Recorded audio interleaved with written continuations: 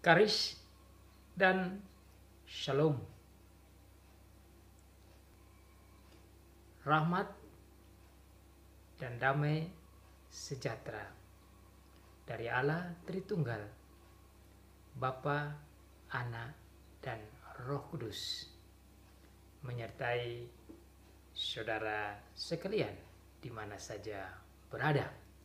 Grace and peace from our Triune God, Father, Son, and Holy Spirit for you all, wherever you are.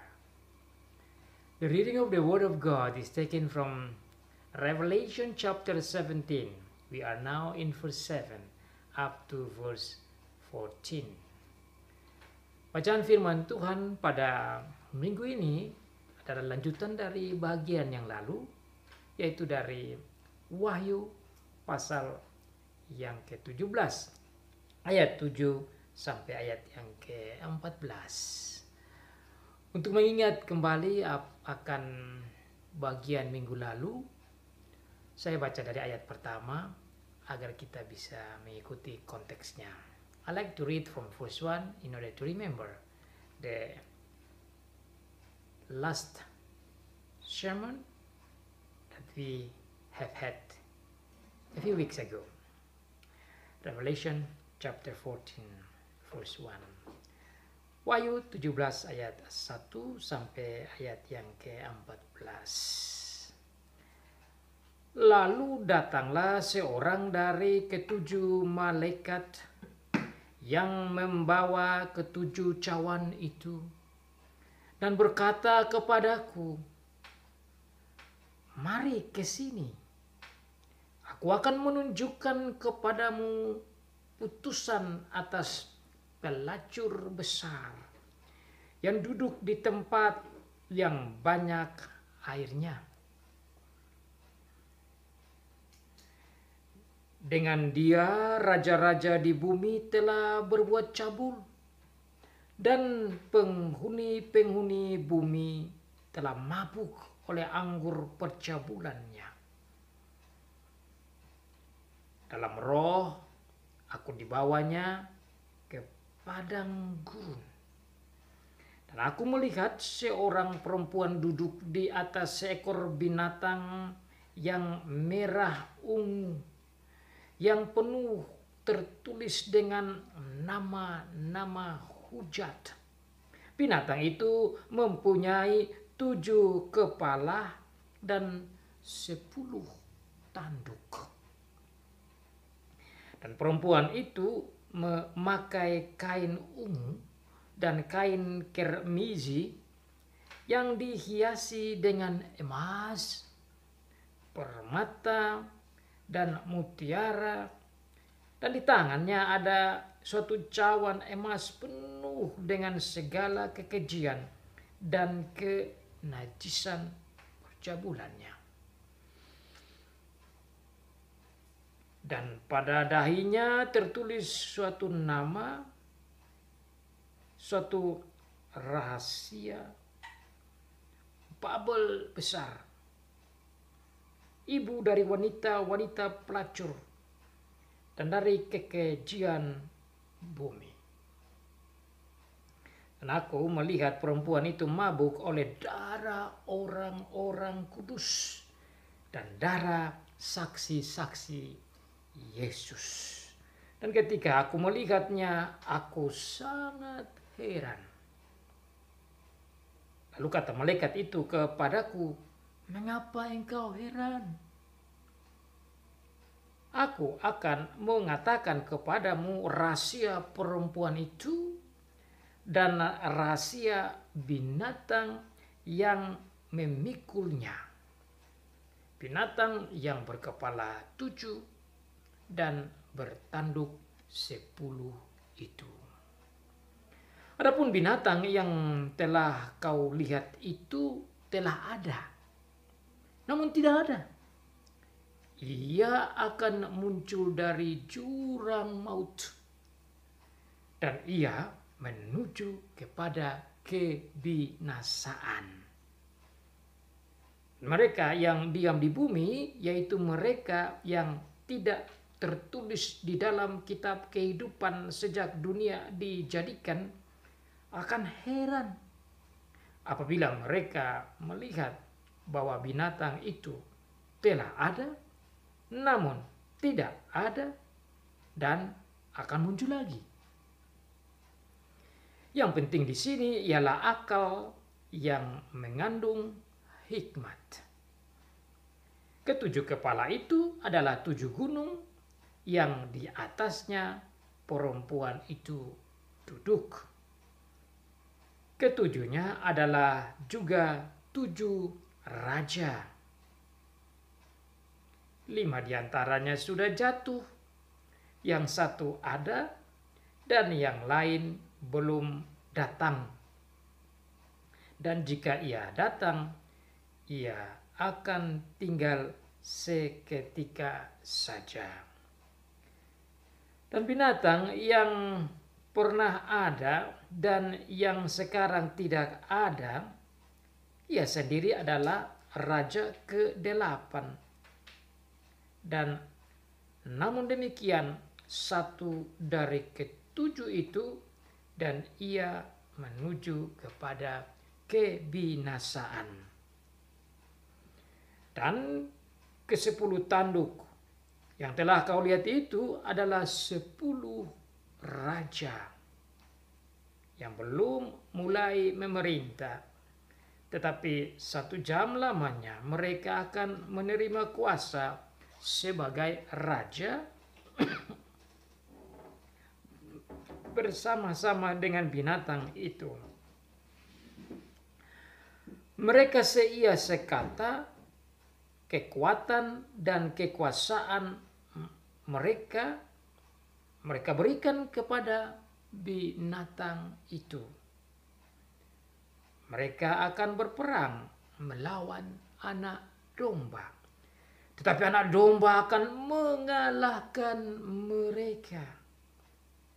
Karena ia adalah Tuhan di atas segala Tuhan dan Raja di atas segala raja. Mereka bersama-sama dengan dia juga akan menang, yaitu mereka yang terpanggil, yang telah dipilih, dan yang setia. Demikianlah jauh pembacaan firman Tuhan. So far the reading of the word of God. Diberkati bagi setiap anak Tuhan yang membaca, yang mendengar, dan yang melakukan firman Tuhan. Tema khotbah bagi kita pada saat ini berbunyi rahasia binatang yang keluar dari bumi yang adalah antikristus itu. The secret of the beast, the antichrist.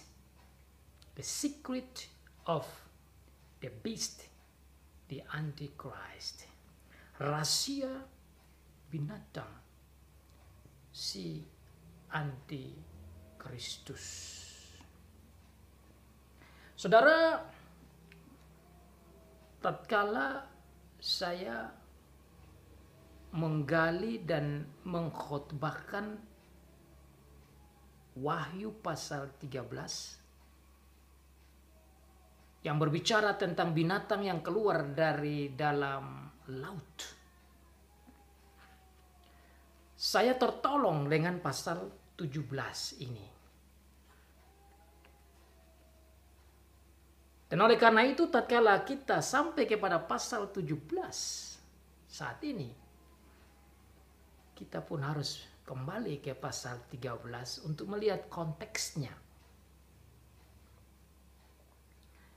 Karena di dalam memahami firman Allah, haruslah firman Allah yang menjelaskan firman Allah sendiri. Itu adalah aturan penggalian, pendalaman, penafsiran Alkitab yang menurut saya yang tepat. Alkitab harus menjelaskan Alkitab. Firman Tuhan atau Tuhan sendiri haruslah menjelaskan firman-Nya sendiri. Demikiannya firman Tuhan dalam pasal 17 yang berbicara tentang binatang yang berkepala 7 dan bertanduk 10 ini.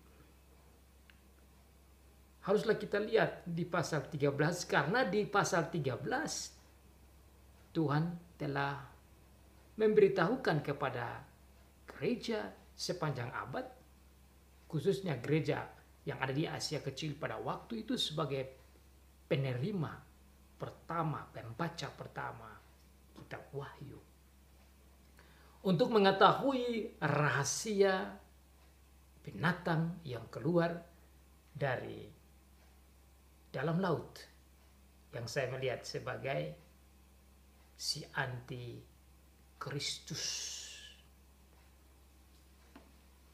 In order to understand chapter 17, verse 7 up to verse 14, for the second part of my sermon, it's better to see that through the glasses of chapter 13, where we found the explanation, the revelation of the beast that comes out of the sea. Pasal 13, mari kita lihat bersama untuk mengingat kembali apa yang Tuhan sudah sampaikan kepada gereja tentang binatang yang keluar dari dalam laut yang saya melihat sebagai si antikristus. Begini bunyi firman Tuhan. Here is the word of God. Lalu aku melihat seekor binatang keluar dari dalam laut, bertanduk 10 dan berkepala 7. Di atas tanduk-tanduknya terdapat 10 mahkota, dan pada kepalanya tertulis nama-nama hujat.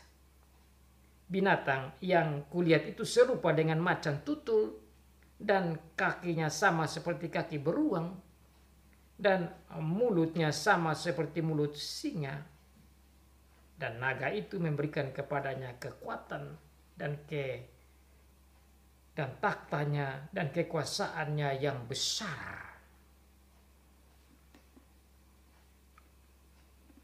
Saya harap saudara yang pernah mendengar khotbah saya, baik lewat YouTube atau pengajaran saya lewat live streaming atau langsung mendengar khotbah saya, semoga masih mengingat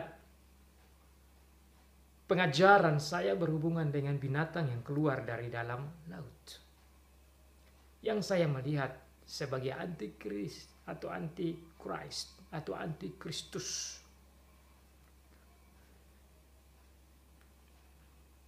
Dan dalam pengajaran saya waktu itu saya sampaikan bahwa binatang yang keluar dari dalam laut yang berkepala 7 dan bertanduk 10 itu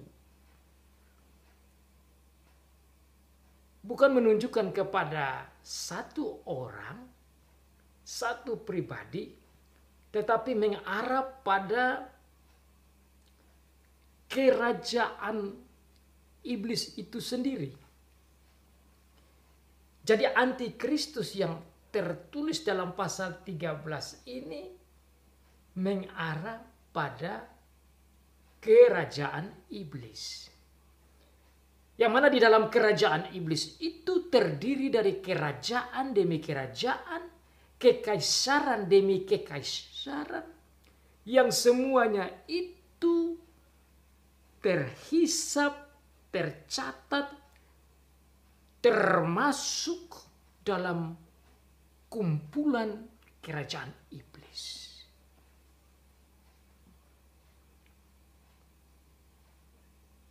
Saudara akan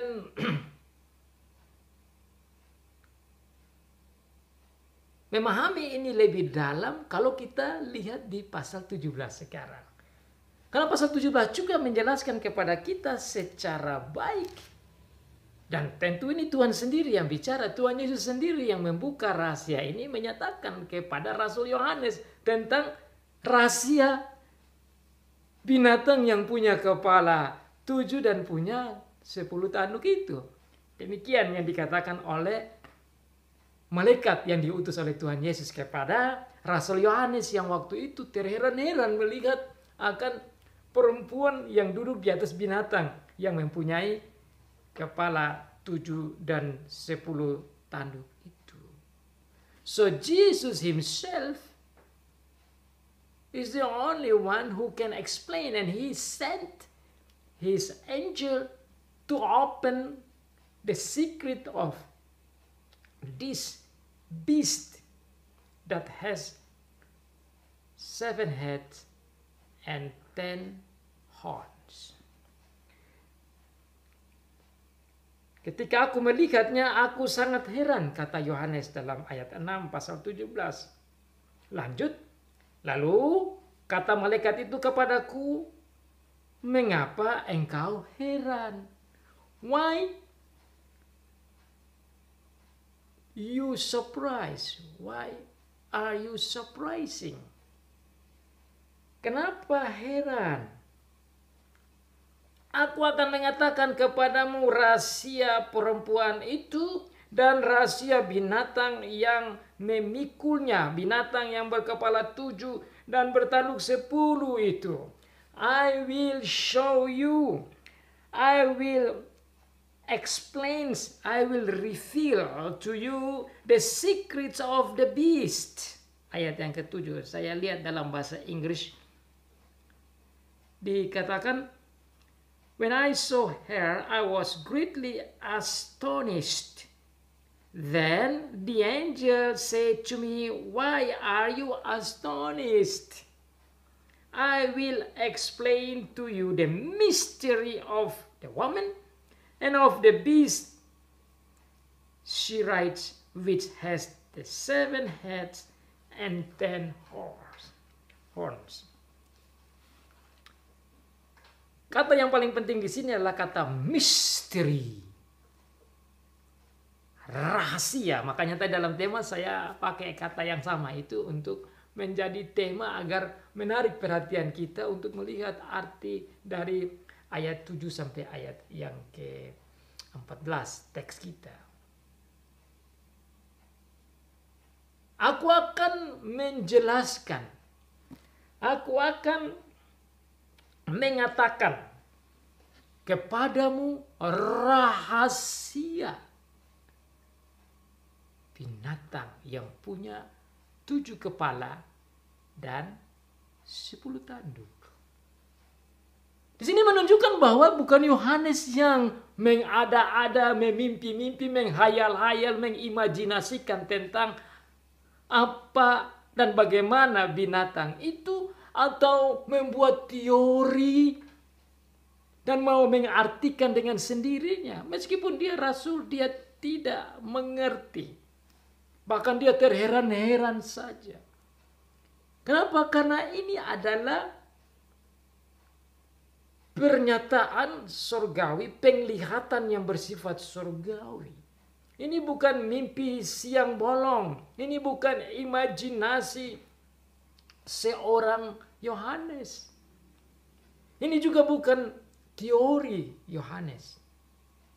Ini bukan mimpi-mimpi belaka dari Yohanes. Ini adalah rahasia dari Tuhan sendiri yang mau menunjukkan kepada Yohanes, untuk Yohanes sampaikan kepada gereja pada waktu itu dan bagi gereja waktu selanjutnya sampai kita pada saat ini, supaya kita mengerti maksud Tuhan Yesus, tujuan Tuhan Yesus, hiburan yang Tuhan Yesus mau kasih, nasihat yang dia mau sampaikan, dan kekuatan-kekuatan yang dia mau berikan kepada gereja sepanjang abad untuk mengerti tentang rahasia ini. So the point of this revelation of our Lord Jesus Christ in order to show to the church of him to understand the secret and that they can get the strength as well as comfort in their life in this earth. That they can continue to be faithful. Bahwa gereja bisa terus menjadi setia. Dan bisa melihat bahwa tidak ada peristiwa pun yang terjadi secara kebetulan. Termasuk rahasia-rahasia yang dia sampaikan tentang binatang ini, tentang antikristus ini, bukan hal yang datang saja begitu, tetapi ada dalam pengetahuan Tuhan Yesus, dalam pengetahuan Juru Selamat, dalam pengetahuan Raja di Raja ini, Kepala gereja itu, Juru Selamat kita. Dengan demikian saudara, ada pentingnya kita belajar Alkitab dengan melihat artinya dari kacamata Tuhan dan dari pikiran Tuhan dan dari cara Tuhan, jangan dari cara kita. Jadi saudara, tatkala kita melihat pasal 17, pasal 13 menolong kita. Tatkala kita mempelajari pasal 13 dari Wahyu, pasal 17 menolong kita. Dan oleh karena perbandingan dan informasi dan pemberitaan dan penjelasan dari pasal 13 dan 17 menolong saya memahami artinya, dan saya menyimpulkan bahwa ini adalah arti dari binatang itu yang mengarah pada perlawanan pada Kristus, anti-Kristus, perlawanan pada kerajaan Allah, anti kerajaan Allah, anti pengikut-pengikut Allah, anti Allah, dan anti gereja. Tidak lain adalah si iblis dan kerajaannya.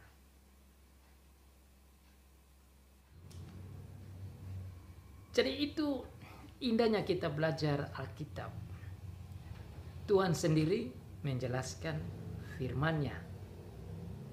Pasal 17 ditolong dengan pasal 13. Memahami pasal 13 kita ditolong dengan pasal 17.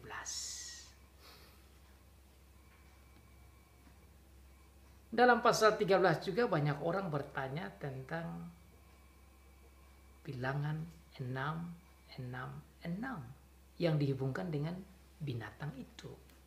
Dan saat ini ingin saya ingatkan lagi untuk kita merefresh ingatan kita bahwa bilangan 666 itu mengarah pada binatang yang keluar dari dalam laut, yang menunjukkan kepada kerajaan iblis, yang mengarah pada perlawanan anti Kristus, anti kerajaan Allah, anti gereja, anti Tuhan, sekaligus menunjukkan keterbatasannya di dalam kekuatannya, kemampuannya, kekuasaannya, yang tidak sampai pada 777 yang menunjukkan angka kesempurnaan dari Tuhan Allah kita. Sehingga Tuhan menyatakan kepada kita bahwa bilangan 666 menunjukkan betapa terbatasnya si iblis dan kerajaannya dan pengikut-pengikutnya dan kuasa dan kekuatannya, dan betapa tidak terbatasnya Tuhan Allah kita di dalam pengontrolannya, pemerintahannya, kekuasaannya, dan kekuatannya. Sekaligus menunjukkan betapa iblis kalah dan kalah dan kalah dan kalah dan kalah. Di pihak lain, Tuhan kita, Tuhan Yesus, dan gereja, dan kerajaan Tuhan menang dan menang dan menang dan menang dan menang dan tidak pernah kalah. Victory after victory after victory after victory, never ending victory. Di dalam pasal ini juga saudara akan melihat sebentar bagian terakhir betapa kemenangan Tuhan Yesus lagi atas binatang dan seluruh pengikut-pengikut. Tapi karena topik kita masih mengarah pada rahasia binatang si antikristus itu, maka kita melihat bagaimana Tuhan membuka rahasia itu supaya gereja paham. Sehingga tatkala gereja ada di dalam penganiayaan sekalipun, atau menghadapi bayang-bayang maut atau maut sekalipun, anggota gereja, pengikut Tuhan Yesus, orang percaya, boleh menjadi kuat bahwa kematian sekalipun itu bukan kekalahan. Kalaupun dia aniaya, sepertinya kalah di hadapan manusia dan dunia, tapi itu bukan kekalahan. Karena di dalam Tuhan ada kemenangan. Oleh karena itu, pemahaman pasal 17 ayat 7-14 ini penting untuk gereja, untuk saudara dan saya. Memahaminya sehingga kita bisa mengerti liku-likunya si iblis, si antikristus, si kerajaan iblis. Dan semua raja-raja keiblisan, kaisar-kaisar iblis dan pengikut-pengikutnya itu. Dengan berbagai macam strategi dan cara dan kebengisan dan kejahatan yang mereka buat dalam kehidupan, dalam sejarah dunia ini. By open this, the church can understand the strategy and the power and the limitation of the devil and his kingdoms and all his cronies. The church might be strengthened, comforted, and be faithful to the Lord. Inilah rahasia yang dibukakan selanjutnya. Here is the secret that being opened by God through the angel. Ayat 8. Adapun binatang yang telah kau lihat itu telah ada, namun tidak ada. Dan ia akan muncul dari jurang maut. Dan ia menuju kepada kebinasaan. Dan mereka yang diam di bumi, yaitu mereka yang tidak tertulis di dalam kitab kehidupan sejak dunia dijadikan, akan heran apabila mereka melihat bahwa binatang itu telah ada, namun tidak ada, dan akan muncul lagi. Itu penjelasan ayat 8. That's the explanation from verse 8 about the secret of this beast. Itu rahasianya. Rahasia yang dijelaskan oleh malaikat untuk menolong Rasul Yohanes memahami sekaligus menolong gereja memahami tentang binatang yang keluar dari dalam laut di pasal 13. Dan juga yang mana perempuan itu duduk di atasnya. Perempuan yang menunjukkan si Babel, atau minggu yang sebelumnya saudara mendengar yang saya berikan tema si pengantin, bride of the Antichrist.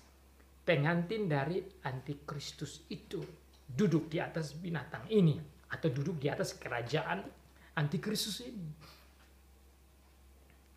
Nah, kerajaan antikristus yang digambarkan, disimbolkan dengan binatang ini, dikatakan bahwa dia itu ada tapi tidak ada, terus akan muncul. Jadi ada 3 ungkapan di sini.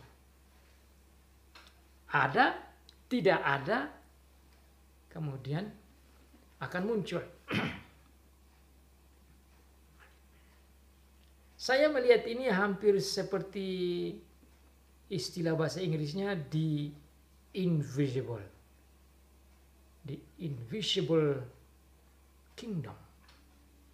Suatu kerajaan yang seperti siluman. Karena ada tiba-tiba tidak ada, muncul lagi.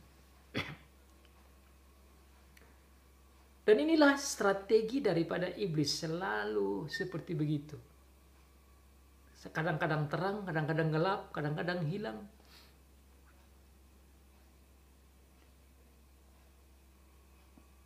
Inilah kerajaan kegelapan, the darkness kingdom of the devil.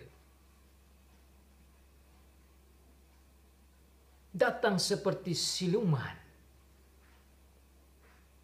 Kelihatan, tidak kelihatan, muncul lagi.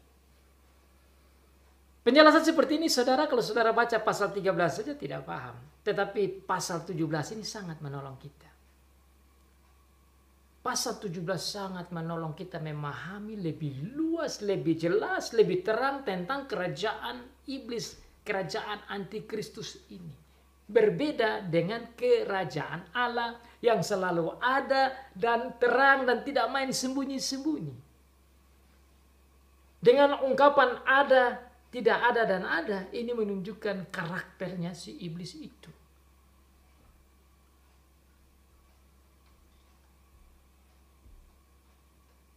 Karakter yang bersifat siluman. Karakter yang bersifat terang gelap, karakter yang bersifat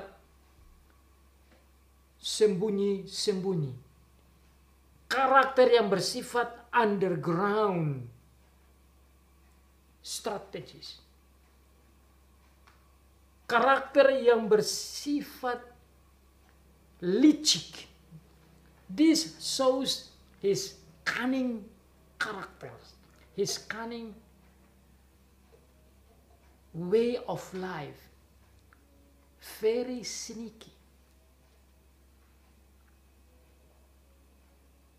Ini membuat gereja pada waktu itu bisa menjadi sadar bagaimana gerakan-gerakan iblis dan kerajaan iblis yang bermain di belakang manusia, di belakang kerajaan-kerajaan dunia untuk menghancurkan gereja.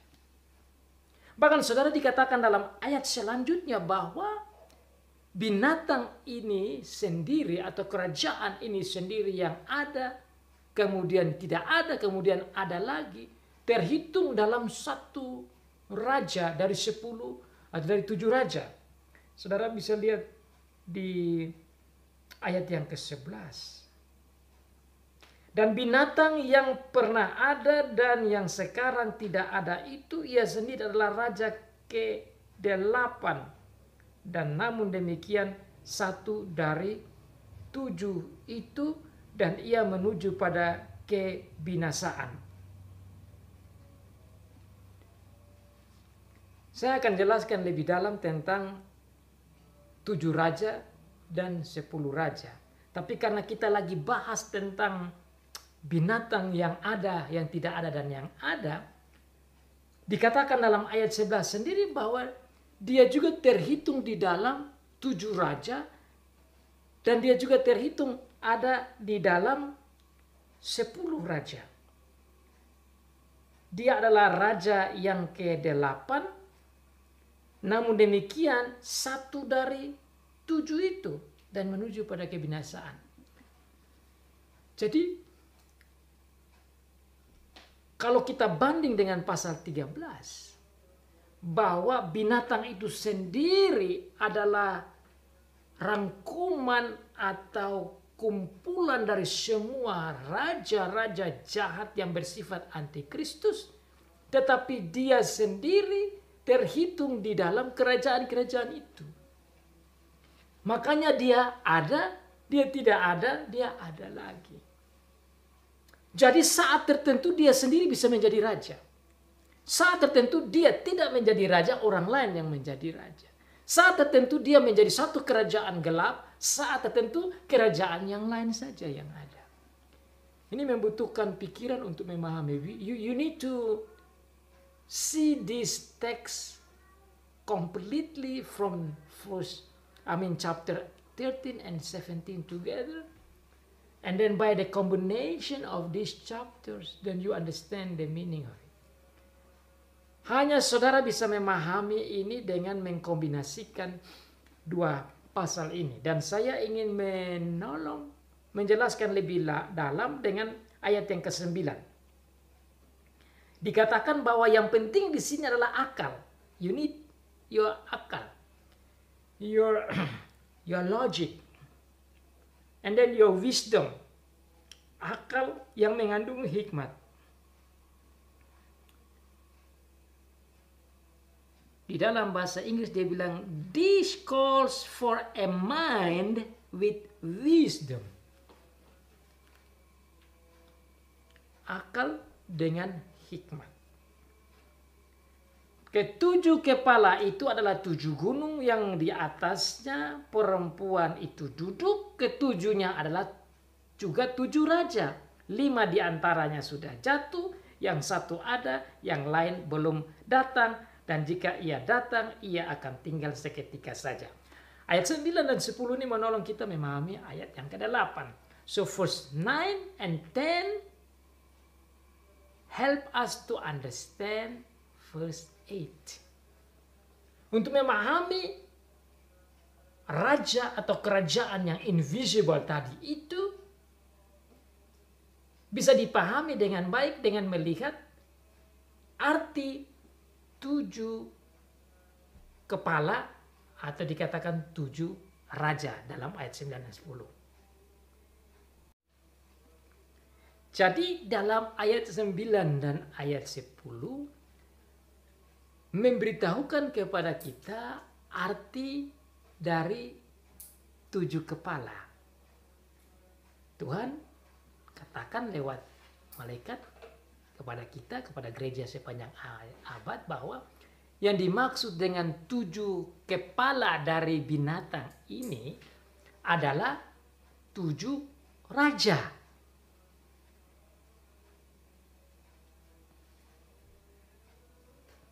Ketujuhnya adalah 7 raja. 5 diantaranya sudah jatuh, yang 1 ada, yang lain belum datang. Jikalau ia datang, ia akan tinggal seketika saja. Jadi, tadi kita sudah lihat, di awal khotbah saya katakan bahwa yang dimaksud dengan binatang ini adalah kerajaan antikristus. Tapi di dalam kerajaan antikristus ini ada 7 kepala. Binatang itu punya 7 kepala. Dan Tuhan sendiri katakan bahwa yang dimaksud dengan 7 kepala itu adalah 7 raja atau 7 kerajaan.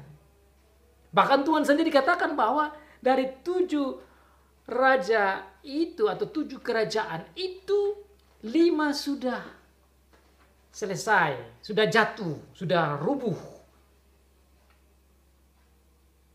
1, nomor 6 sekarang lagi menguasai, mengontrol pemerintah. Yang nomor 7 nanti akan datang. Nah ini saya mau masuk ke aplikasi lebih tajam supaya kita bisa mengerti maksudnya apa dalam penafsiran saya. Ini juga ada hubungannya dengan Daniel pasal yang ke-7. Juga berbicara tentang kerajaan-kerajaan itu. Bahkan dijelaskan juga lebih dalam tentang 10 raja yang nanti kita bahas dalam ayat selanjutnya. Tapi saya fokus dulu ke 7 raja dan yang dilambangkan oleh 7 kepala. Siapakah ke-7 raja atau ke-7 kerajaan yang mana 5 itu sudah jatuh, sekarang yang nomor 6 lagi memerintah atau menguasai dunia, yang nomor 7 akan datang.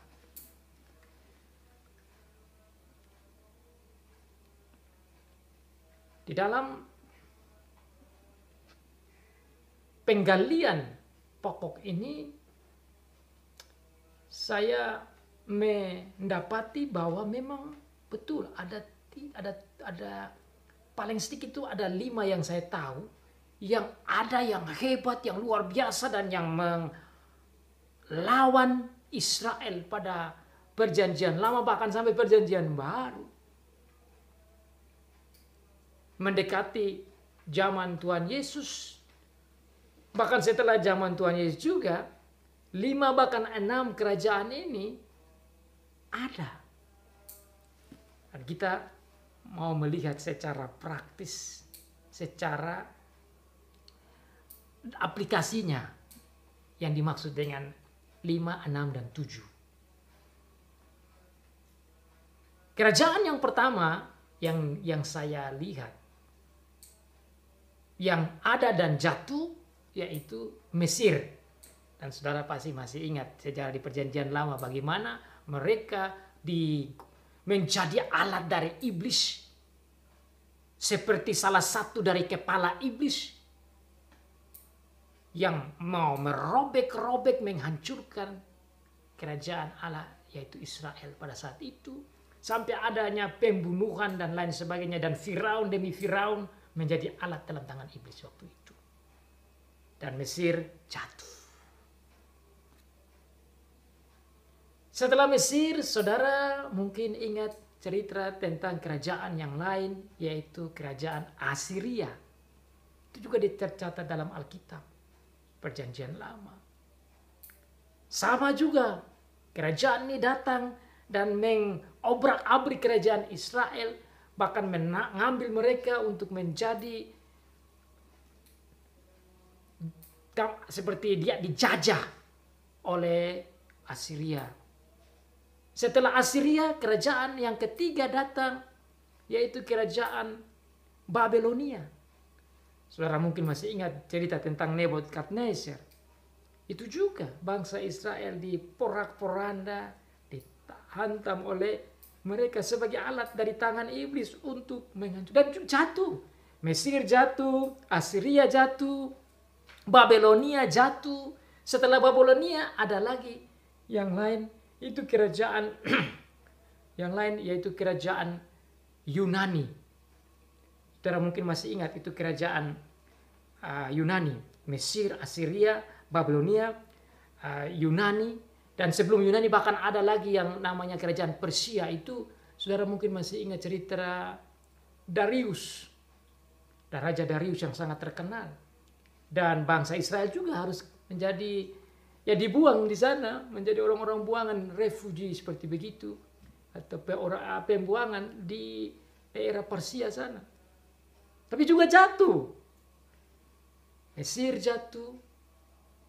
Assyria jatuh. Babelonia jatuh. Persia jatuh. Kemudian muncul lagi yang lain namanya kerajaan Yunani. Itu juga datang. Dan oleh karena itu pada zaman Perjanjian Baru saudara masih ingat bahwa bahasa Yunani itu menjadi bahasa dari bangsa Israel oleh karena kekuasaan kerajaan Yunani yang datang untuk menguasai Israel. Jadi sudah 5 ya. Mesir, Assyria, Babelonia, Persia, Yunani. Setelah itu, yaitu pada zaman setelah Perjanjian Lama masuk di Perjanjian Baru, bahkan pada zaman Tuhan Yesus dan seterusnya, itu Israel dikuasai oleh satu kekaisaran yang lain yang juga sampai pada zaman Yohanes menulis ini namanya kekaisaran Romawi. Itu nomor 6 dalam perhitungan saya. Makanya saudara lihat di sini dikatakan yang 5 sudah jatuh, yaitu Mesir, Assyria, Babelonia, Persia dan Yunani jatuh. Dan Tuhan katakan di sini yang 5 diantaranya sudah jatuh, yang 1 ada. Artinya sedang ada. Saya baca di dalam bahasa Inggris dia bilang, there are also 7 kings, 5 have fallen, 1 is, the other has not yet come, but when he does come, he must remain for a little while. 1 is berarti 1 tuh masih ada, 5 sudah jatuh, yang 1 ada, artinya bahasa is itu artinya present, bahasa artinya sekarang. Nah, Rasul Yohanes kan menulis ini pada saat sekarang itu. Dia bukan menulis pada zaman Persia punya penguasaan, dia bukan menulis pada zaman Mesir udah lagi menguasai, sudah rubuh semua, sudah jatuh semua itu. Yang sekarang lagi menguasai pada zaman Rasul Yohanes menulis ini, pada saat dia mendengar pernyataan ini, tatkala malaikat menyatakan kepada dia dan harus menulis ini lagi dikontrol, diperintah, dikuasai oleh satu kerajaan namanya kerajaan Romawi.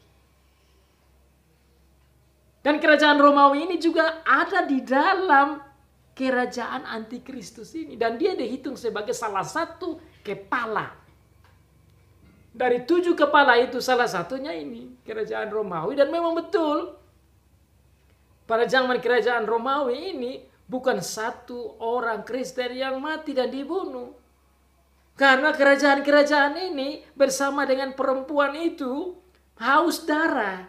Itu yang dikatakan dalam ayat yang ke-5 dan ke-6. Ayat ke-6 dikatakan, dan aku melihat perempuan itu mabuk oleh darah orang-orang kudus dan darah saksi-saksi Yesus. Perempuan itu tidak lain dengan gereja palsu.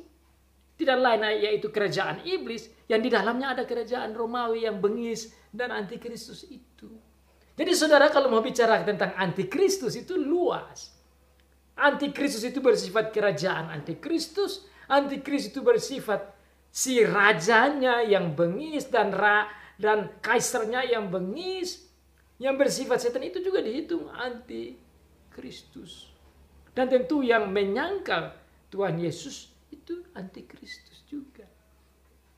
Makanya saudara, kalau kita baca dalam kitab 1 Yohanes dikatakan antikristus itu ada, tetapi ada banyak antikristus. Dengan demikian saudara, untuk menafsir pasal 13 kita ditolong oleh pasal 17. Kita tidak sembarangan saja katakan bahwa ini yang antikristus atau orang, tidak. Alkitab menjelaskan bahwa antikristus itu ada, tetapi ada banyak. Dan sekarang saudara lihat raja demi raja, kaisar demi kaisar, kerajaan demi kerajaan yang mempunyai karakter keiblisan, yaitu juga masuk dalam kerajaan antikristus. Yang luar biasa bagi saya dikatakan bahwa yang sekarang ini ada, yaitu kerajaan Romawi. Dan memang dia bukan 1-2 orang yang dia habiskan. Ada yang dibuang di binatang mulut binatang buas, dimakan oleh binatang buas, digigit dan dicabik-cabik oleh binatang buas. Ada yang dibakar, ada yang dipukul. Ada berbagai macam kejahatan yang dilakukan oleh si perempuan pelacur besar dan si kota Bible ini dan kerajaan jahat ini, kerajaan iblis ini dan pengikut-pengikutnya ini, dan raja demi raja yang disebutkan ini ada 7 kerajaan itu, mereka adalah alat-alat dalam tangan iblis semua. Maka terjawablah bagi saudara dan saya, sudah ada 6. Pertanyaan sekarang, yang ke-7 ini yang mana?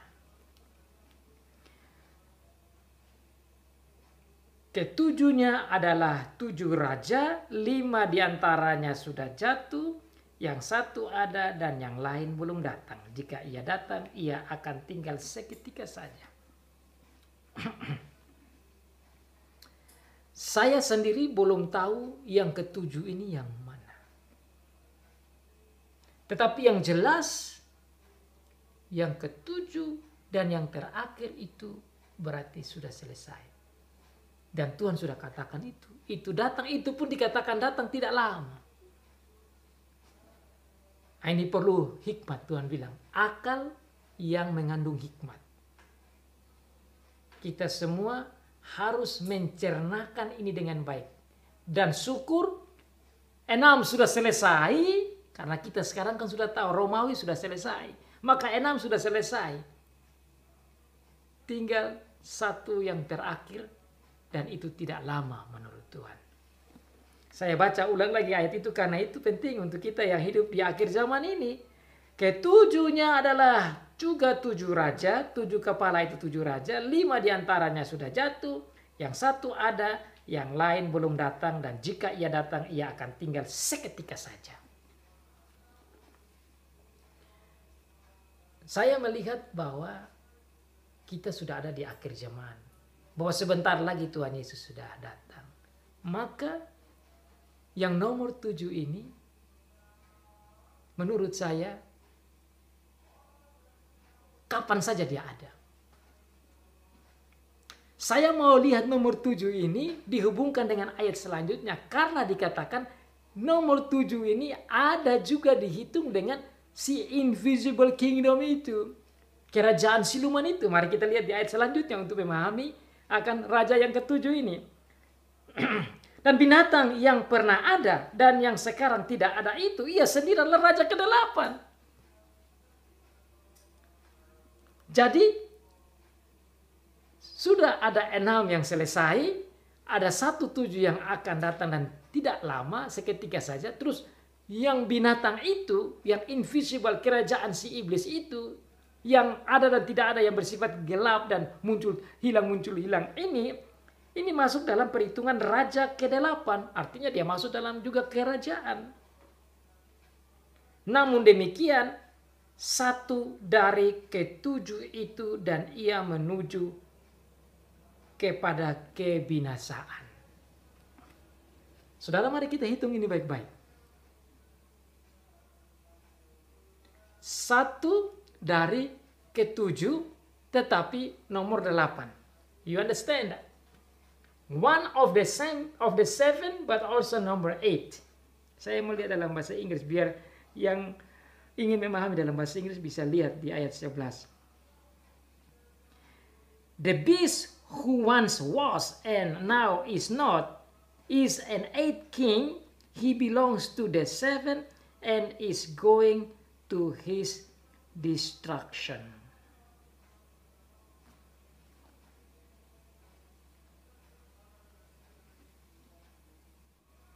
Saya baca lagi ulang ayat 11 ini karena ini menarik, saudara.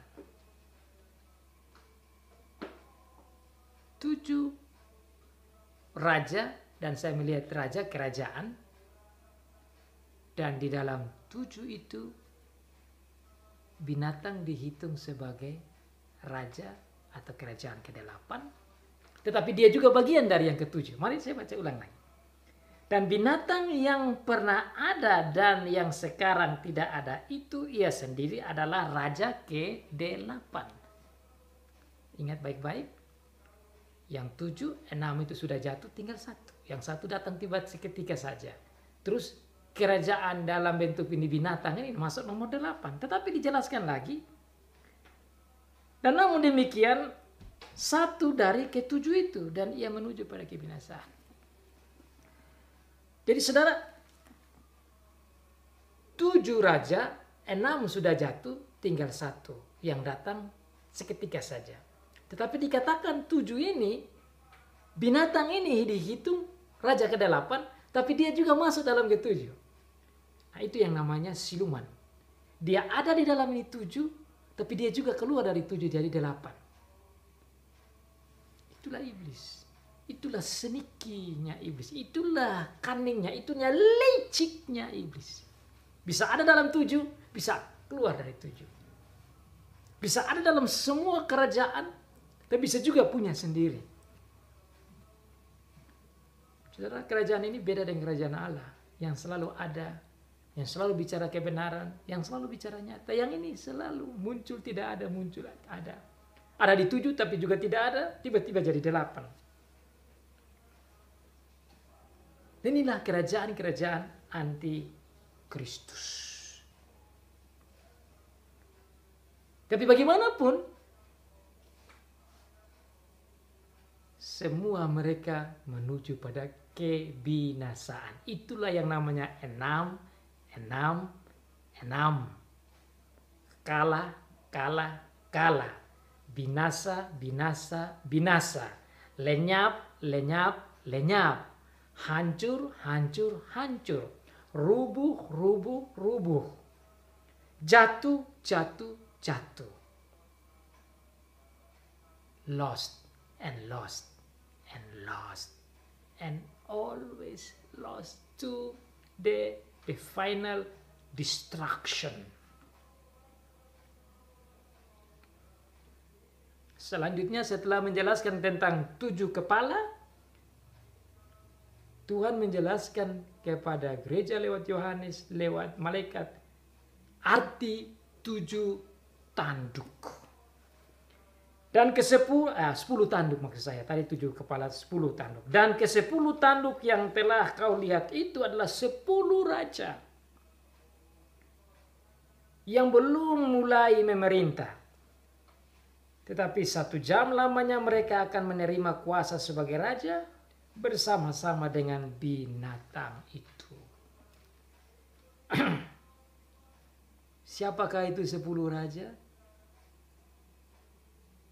Saya juga belum dapati jawabannya, tetapi yang jelas raja atau kerajaan apapun yang melawan Tuhan, melawan iblis, dia terhitung di dalam 10 raja ini.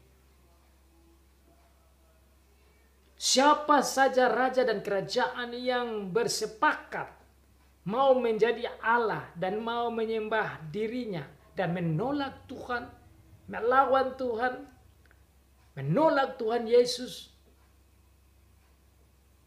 mereka terhitung di dalam 10 raja ini.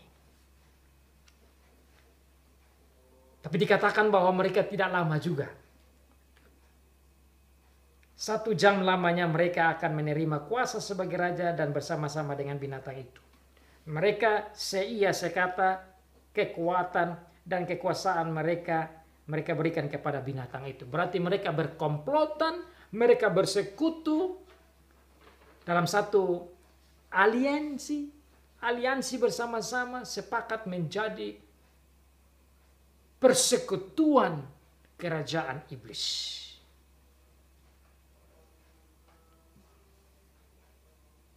Tatkala saya merenungkan 2 poin ini antara 7 kepala dan 10 tanduk, saya mendapat satu kesadaran lain untuk saya sharing dalam pengajaran ini. 7 kepala, 10 tanduk. Secara praktikal saya sudah mengaplikasikan dengan kerajaan-kerajaan yang sudah ada di Perjanjian Lama dan Perjanjian Baru. Tetapi tatkala kita pelajari lagi akan jumlah angka yang Tuhan kasih, 7, saudara masih ingat, angka 7 menunjukkan angka kegenapan. Dan angka 10 juga mengarah pada angka kegenapan. Sehingga tatkala kita melihat 7 itu mengarah pada genapnya kerajaan iblis. Jadi kerajaan-kerajaan iblis itu disatukan bersama menjadi genap. Dan iblis itu seperti 8 tapi ada di dalam itu 7 yang genap itu. Dan bersama dengan 7 itu ada lagi 10.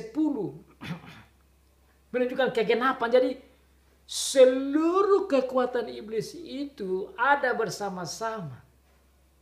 Menjadi satu untuk kekuatan kerajaan antikristus yang disebut dengan lambang binatang. Yang keluar dari laut itu. Bahkan yang keluar dari dalam kebinasaan atau jurang maut. Jurang kegelapan.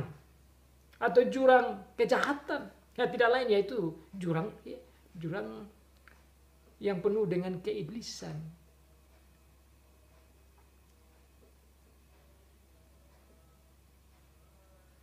Dengan demikian saudara, tatkala saudara masuk di dalam ayat yang selanjutnya menjadi jelas. Mereka ini seia sekata, buat satu kekuatan, buat satu kekuasaan, buat satu kesepakatan untuk kerajaan antikristus.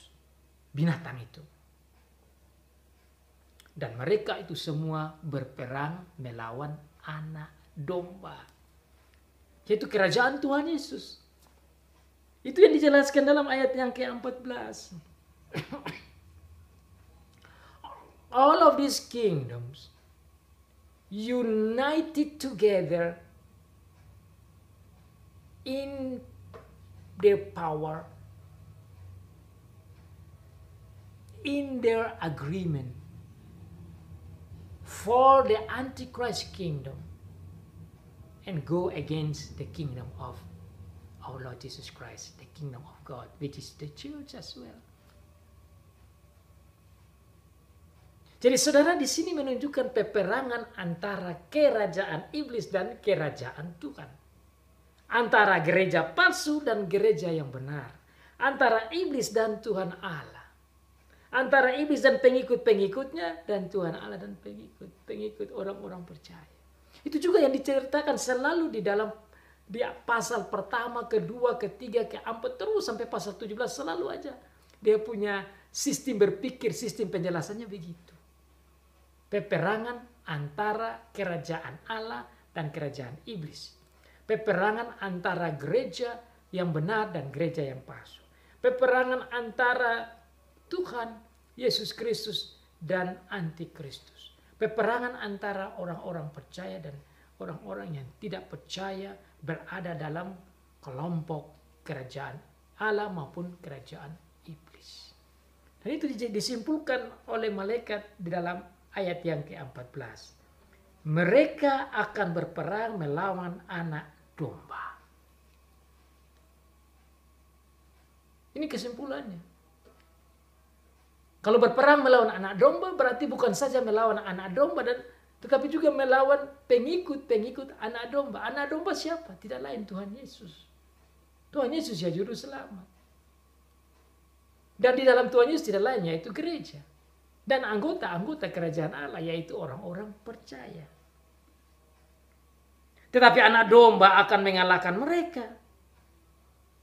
Inilah berita Injil kemenangan lagi.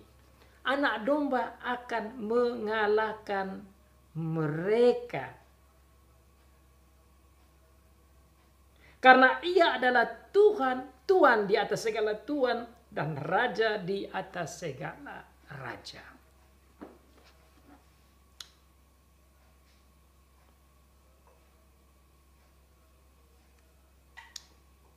Because he is Lord of Lords and King of Kings. Ini berita sukacita, saudara. Memang ada begitu banyak raja yang bengis dan terhisap, terkumpul, bersekutu menjadi suatu kekuatan kerajaan antikristus melawan Kristus, tapi Kristus mengalahkan kerajaan antikristus karena dia adalah Tuhan di atas segala Tuhan dan Raja di atas segala Raja.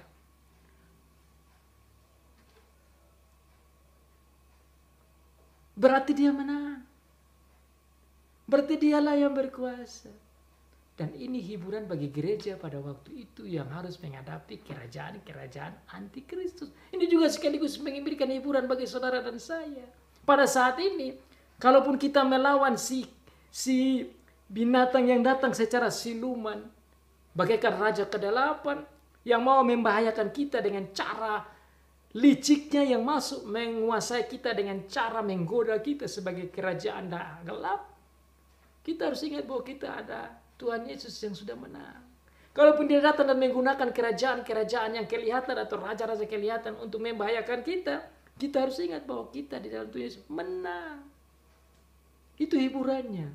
Makanya saudara dalam kalimat terakhir dihiburkan secara langsung praktis lagi dikatakan begini.